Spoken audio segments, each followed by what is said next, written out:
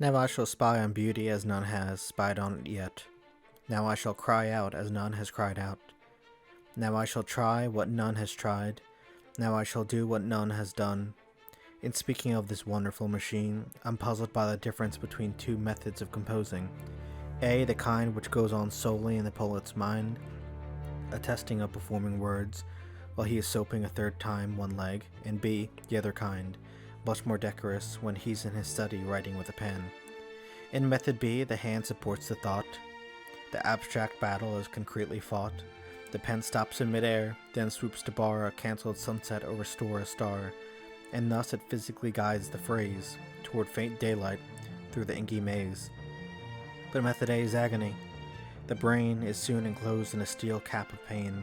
A muse in overalls direct the drill, which grinds and which no effort of the will can interrupt, while the automaton is taking off what he has just put on, or walking briskly to the corner store to buy the paper he has read before. Why is it so? Is it perhaps because in penless work there is no pen-posed pause, and one must use three hands at the same time, having to choose the necessary rhyme, hold the completed line before one's eyes, and keep in mind all the preceding tries? Or is the process deeper with no desk, to prop the false and hoist the poetesque? For there are mysterious moments when too weary to delete, I drop my pen, I ambulate, and by some mute command, the right word flutes and perches on my hand. The best time is in the morning, my preferred season, midsummer. I once overheard myself awakening while half of me still slept in bed. I tore my spirit free, and caught up with myself upon the lawn, where clover leaves cupped the topaz of dawn, where shade stood in night shirt and one shoe, and then I realized that this half too was fast asleep. Both laughed and I awoke, safe in my bed as day its eggshell broke, and robins walked and stopped, and on the damp gemmed turf of brown shoe lay my secret stamp, the shade impressed, the mystery inborn, mirages, miracles in midsummer morn. Since my biographer may be too staid, or know too little to affirm that shade shaved in his bath, here goes. He fixed a sort of hinge and screw affair, a steel support running across the tub to hold in place the shaving mirror right before his face, and with his toe renewing tap warmth, he'd sit like a king there, and like Murat bleed. The more I weigh, the less secure my skin, and places it ridiculously thin, thus near the mouth, the space between its wick and my grimace invites the wicked nick. Or this dewlap, some day I must set free the Newport frill inveterate in me. My Adam's apple is a prickly pear, now I shall speak of evil and despair as none has spoken.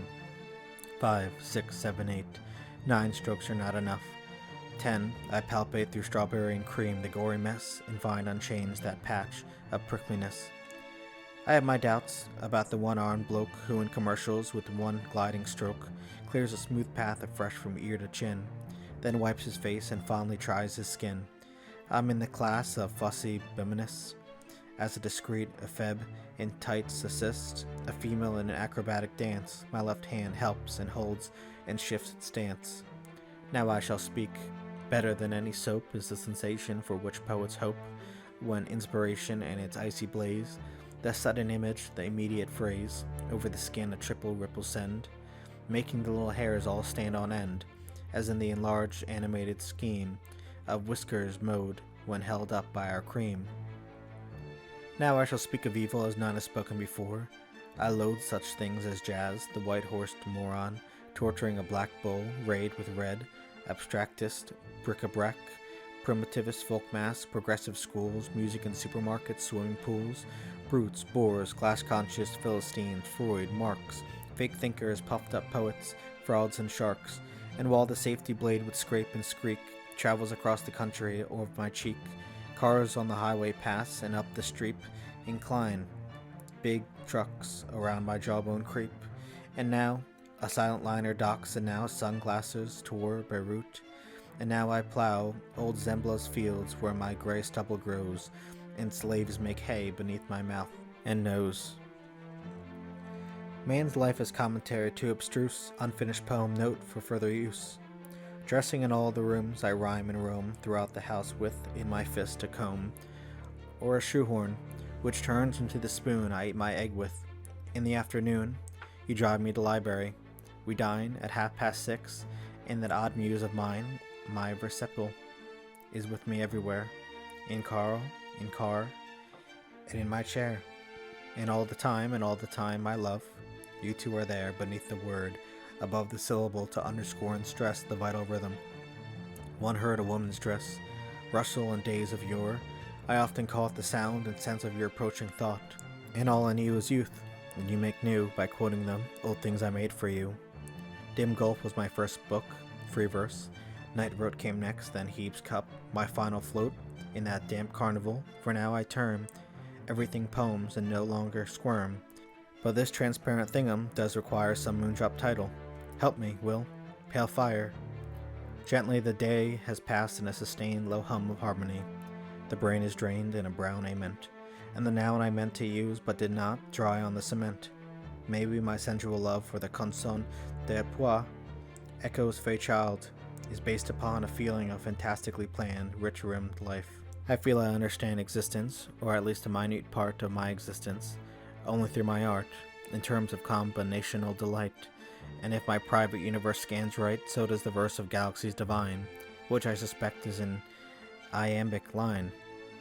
I'm reasonably sure that we survive and that my darling somewhere is alive, as I am reasonably sure that I shall wake at 6 tomorrow, on July the 22nd, 1959, and that the day will probably be fine. So this alarm clock, let me set myself, yawn, and put back Shade's poems on their shelf.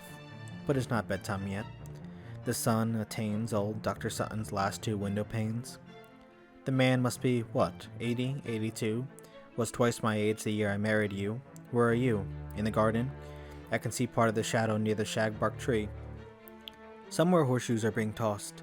Click, clunk, lean against its lamppost like a drunk.